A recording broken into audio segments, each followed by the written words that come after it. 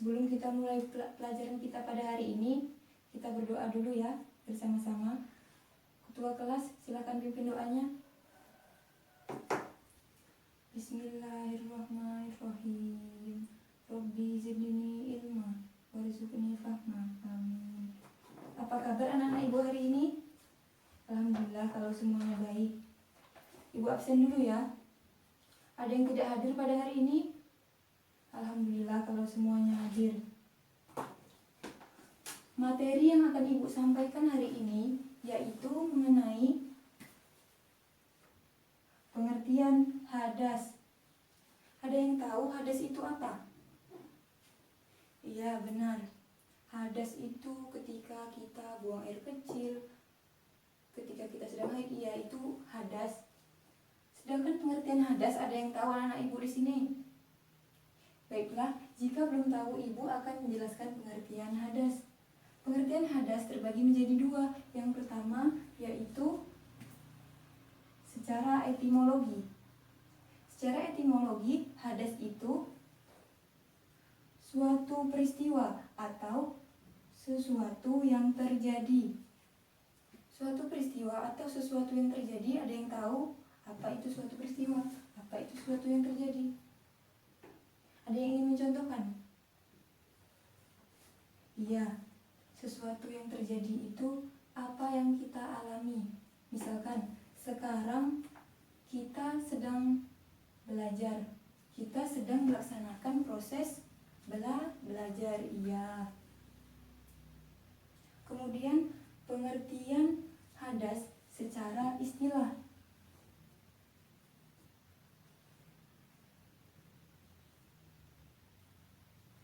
Secara istilah, hadas yaitu keadaan bagi seseorang yang menjadikannya tidak sah melakukan ibadah. Jadi, hadas itu pengertian secara etimologinya yaitu keadaan bagi seseorang. Keadaan itu keadaan seperti apa? Ya, seperti tadi ya. Suatu yang kalian alami, suatu peristiwa yang terjadi itu sama saja dengan keadaan.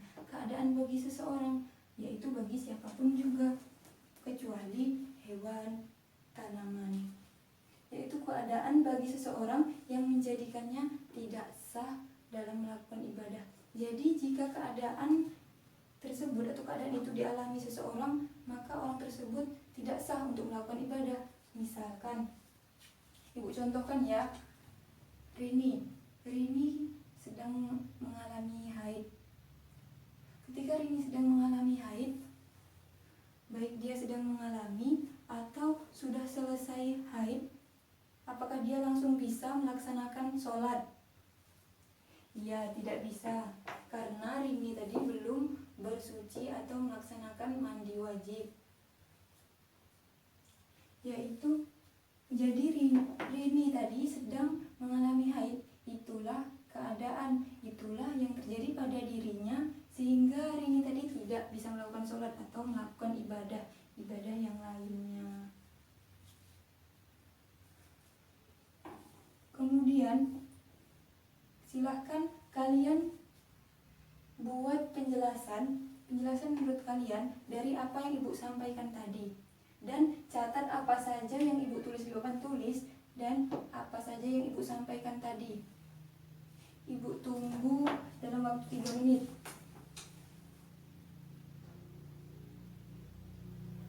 Semuanya sudah selesai? Alhamdulillah kalau semuanya sudah selesai. Baiklah, dari apa yang kalian buat mengenai penjelasan pengertian hadas, ada yang berani menjelaskannya? Ya, silakan.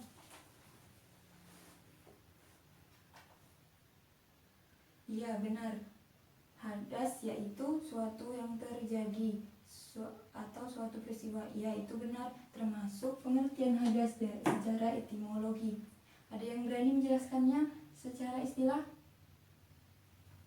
Ya, silakan. Iya, benar. Suatu keadaan bagi seseorang yang menjadikannya tidak sah dalam melakukan ibadah. Iya, benar. Dari materi kita hari ini, ada yang ingin bertanya? ada, kita akan sama-sama menyimpulkan materi hari ini, yaitu mengenai pengertian hadas. Ada yang ingin menyimpulkannya? Iya, sudah benar. Baiklah, kesimpulan dari materi kita pada hari ini yaitu pengertian hadas, yaitu suatu yang terjadi atau secara istilah suatu yang terjadi atau suatu keadaan atau suatu peristiwa.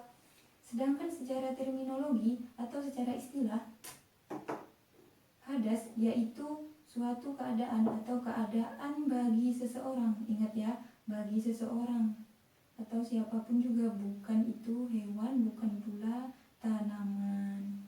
Ya, di mana keadaan tersebut membuat orang tersebut tidak sah untuk melakukan ibadah.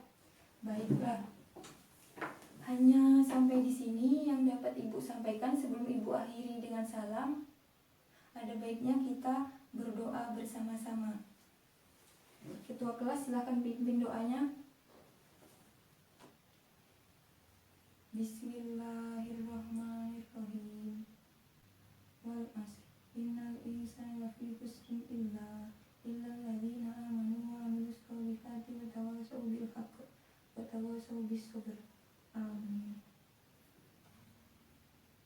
Baiklah, kita akhiri dengan membaca hamdalah. Alhamdulillahirabbil alamin. Ibu akhiri dengan wassalamualaikum warahmatullahi wabarakatuh.